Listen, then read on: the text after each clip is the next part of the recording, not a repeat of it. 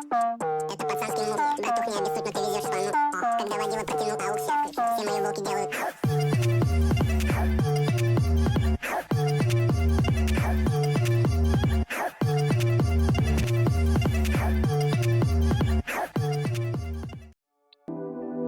Bismillahirrahmanirrahim. Yang saya hormati Ibu dosen pembimbing yaitu Ibu Dr. Suryanti SPT MADM SDA. Assalamualaikum warahmatullahi wabarakatuh. Sebelumnya perkenalkan nama saya Andi Putri Febiola dengan NIM 351210043 dari kelas 1C Diploma 3 Administrasi Bisnis. Pada kesempatan kali ini, perkenankan saya memaparkan materi mengenai negara dan konstitusi menyangkut nilai dan moral. Nah, kali ini saya akan menyampaikan atau memaparkan beberapa poin-poin penting atau rumusan masalah dari materi saya kali ini. Yang pertama, apa sih pengertian negara? Apa sih pengertian konstitusi? Yang kedua, bagaimanakah Undang-Undang Dasar 1945 sebagai konstitusi negara Republik Indonesia? Yang ketiga, mengapa sistem ketatanegaraan Indonesia menjadi konstitusi Republik Indonesia? Dan yang keempat, saya akan menjelaskan maksud dari nilai dan norma. Nah, kita melangkah ke rumusan masalah yang pertama, yaitu apa sih negara, apa sih konstitusi? Kita pasti sama-sama tahu di keseharian kita sudah mengetahui maksud dari negara. Di keseharian kita, negara berarti tempat atau wilayah. Nah, di sini saya akan menjelaskan secara rinci apa sih pengertian negara, apa sih pengertian konstitusi. Nah, negara merupakan salah satu bentuk organisasi yang ada dalam kehidupan masyarakat. Masyarakat ingin mewujudkan tujuan-tujuan tertentu seperti terwujud. Nah, Aristoteles yang hidup pada tahun 384 sampai dengan 322 sebelum Masehi merumuskan negara dalam bukunya Politika yang disebutnya sebagai negara polis. Nah, selanjutnya konstitusi. Nah, sebelumnya saya sudah menyinggung sedikit mengenai konstitusi. Nah, sebelumnya konstitusi atau undang-undang dasar dalam bahasa Latin yaitu constitutio dalam negara adalah sebuah norma atau sistem politik dan hukum. Bentukannya pada pemerintahan negara biasanya dikodifikasikan sebagai dokumen tertulis. Nah, hukum ini tidak mengatur hal-hal yang terperinci, melainkan hanya menjabarkan prinsip-prinsip yang menjadi dasar bagi peraturan-peraturan lainnya. Dalam kasus bentukan negara, konstitusi memuat aturan dan prinsip-prinsip identitas politik dan hukum. Nah, istilah ini merujuk secara khusus untuk menetapkan konstitusi nasional sebagai prinsip-prinsip dasar. Nah, prinsip-prinsip dasar hukum ini termasuk ke dalam struktur, prosedur, wewenang, dan kewajiban pemerintah negara pada umumnya. Nah, konstitusi merujuk umumnya pada pinjaman hak kepada warga masyarakatnya. Istilah konstitusi dapat diterapkan kepada seluruh hukum yang mendefinisikan fungsi pemerintahan negara. Nah, konstitusi pada dasarnya memiliki pengertian yang sangat luas, yaitu keseluruhan peraturan baik tertulis maupun tidak tertulis yang mengatur secara mengikat mengenai cara penyelenggaraan suatu pemerintahan. Istilah konstitusi pada umumnya menggambarkan seluruh sistem ketatanegaraan suatu negara. Nah, sistem itu berupa kumpulan-kumpulan peraturan yang dimana menjabarkan bentuk, mengatur, memenuhi negara. Peraturan perundang-undangan tersebut ada yang tertulis sebagai keputusan badan yang berwenang dan ada yang tidak tertulis yang berupa kebiasaan dalam praktik yang penyelenggaraan negaranya. Dengan demikian, pengertian konstitusi sampai dewasa ini dapat menunjuk pada peraturan ketatanegaraan yang baik tertulis maupun tidak tertulis. Nah, terdapat beberapa definisi konstitusi dari para ahli, yaitu yang salah satunya yaitu Herman Heller membagi pengertian konstitusi menjadi 3, yaitu yang pertama konstitusi dalam pengertian politik sosiologi. Maksudnya di sini konstitusi mencerminkan kehidupan politik di dalam masyarakat sebagai suatu kenyataan. Dan yang kedua, konstitusi dalam pengertian yuridis. Nah, maksudnya di sini, konstitusi merupakan suatu kesatuan kaidah yang hidup dalam masyarakat, yang selanjutnya dijadikan satu kesatuan kaidah yang hidup dalam masyarakat. Yang ketiga, Undang-Undang Dasar 1945 sebagai konstitusi negara Republik Indonesia. Konstitusi negara Indonesia adalah Undang-Undang Dasar 1945 yang untuk pertama kalinya disahkan oleh Panitia Persiapan Kemerdekaan Indonesia atau yang biasa kita sebut sebagai PPKI pada tanggal 18 Agustus 1945. Dalam tata susunannya, Peraturan Perundang-undangan Negara, Undang-Undang Dasar 1945 menempati tempatan tertinggi menurut jenjang norma hukum. Nah, Undang-Undang Dasar 1945 adalah kelompok aturan dasar atau pokok negara yang berada di bawah Pancasila sebagai norma dasar.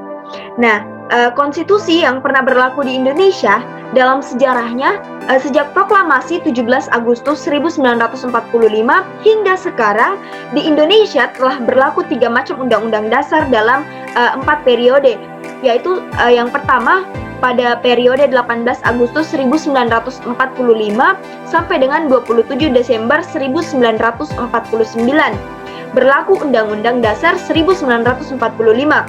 Undang-Undang Dasar 1945 terdiri dari bagian pembukaan batang tubuh 16 bab, 37 pasal, 4 pasal aturan pemerintah, aturan peralihan, yang selanjutnya 2 ayat aturan tambahan dan bagian penjelasan. Yang kedua, periode 27 Desember 1949 sampai dengan 17 Agustus 1950, berikutnya Undang-Undang Dasar RIS. Undang-Undang Dasar RIS ini terdiri dari 6 bab, 197 pasal, dan beberapa bagian.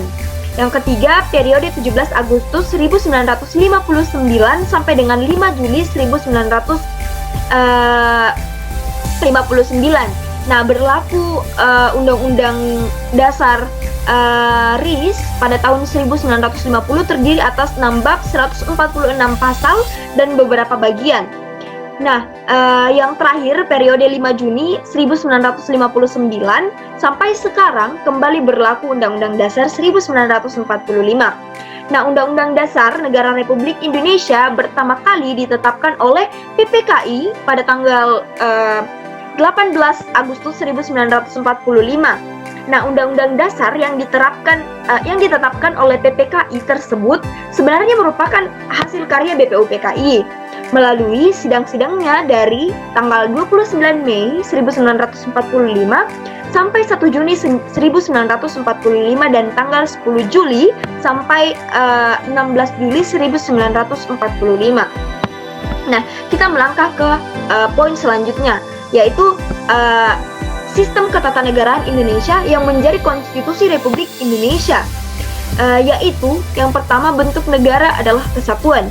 Yang kedua, bentuk pemerintahan adalah republik. Yang ketiga, sistem pemerintahan dalam presidensial. Yang keempat, sistem politik dalam demokrasi atau kedaulatan rakyat. Nah, bentuk negara kesatuan, Undang-Undang Dasar 1945 menetapkan bahwa bentuk susunan negara Indonesia adalah kesatuan, bukan serikat atau federal, bukan. Nah, dasar penetapan ini tertuang dalam pasal 1 ayat 1 Undang-Undang Dasar 1945 yang menyatakan bahwa negara Indonesia adalah kesatuan yang berbentuk republik. Nah, bentuk pemerintahan republik, Undang-Undang Dasar 1945 menetapkan bahwa bentuk pemerintah Indonesia adalah republik, bukan monarki atau kerajaan. Nah, yang tertuang dalam pasal 1 ayat 1 Undang-Undang Dasar 1945 yang menyatakan bahwa negara Indonesia ialah negara kesatuan yang berbentuk republik. Berdasarkan pasal tersebut, dapat diketahui bahwa kesatuan adalah bentuk negara, sedangkan republik adalah bentuk pemerintah. Nah, selanjutnya kita masuk ke poin yang bisa dibilang terakhir, maksud dari nilai dan norma yaitu nilai. Yang dimaksud dari nilai adalah sesuatu yang dianggap baik dan buruk di dalam masyarakat. Nilai dapat dijadikan dasar pertimbangan setiap individu dalam menentukan sikap serta memenuhi keputusan. Menurut salah satu pakar yaitu Clyde Clusion, nilai sosial dipengaruhi oleh kebudayaan masyarakat itu sendiri. Hal inilah yang menyebabkan adanya perbedaan tata nilai di antara kelompok masyarakat. Nah, sedangkan norma adalah seperangkat aturan berupa perintah atau larangan yang ditetapkan berdasarkan kesepakatan bersama. Nah, bedanya dengan nilai, norma bersifat nyata, tegas, dan jelas. Pelanggar norma akan diberikan hukuman atau sanksi tertentu. Norma yang ada di masyarakat merupakan bentuk penerapan dari nilai-nilai yang dianut oleh masyarakat tersebut. Nah, saya akan memaparkan beberapa ciri-ciri dari nilai sosial. Yang pertama, terbentuknya melalui proses interaksi sosial di masyarakat. Contohnya nilai adab, makan, dan minum yang dipelajari seseorang dari kecil melalui interaksi yang dimana dilakukan oleh orang tuanya di rumah. Nah, yang kedua, mempengaruhi kepribadian seseorang sebagai anggota masyarakat. Contohnya, nilai-nilai yang mengutamakan kepentingan bersama. Nah, seperti sikap tolong-menolong kepada teman atau tetangga yang sedang kesusahan dapat membuat seseorang menjadi lebih peduli secara sosial. Nah, yang ketiga, memiliki dampak dapat membuat seseorang seperti pengaruh yang berbeda-beda terhadap tindakan. Contohnya, seseorang yang mengutamakan nilai kejujuran pasti tidak akan berbuat curang atau bohong di setiap tindakannya. Nah, yang keempat, beberapa tempat berbeda-beda di setiap kelompok masyarakat. Contohnya, masyarakat Jepang sangat patuh terhadap peraturan atau tata tertib pada lalu lintas di negaranya. Sementara di Indonesia masih banyak pengendara yang menerobos lampu merah, padahal dia mengetahui hukum-hukum dan sanksi-sanksi apa saja yang akan dia dapatkan dari pelanggarannya tersebut.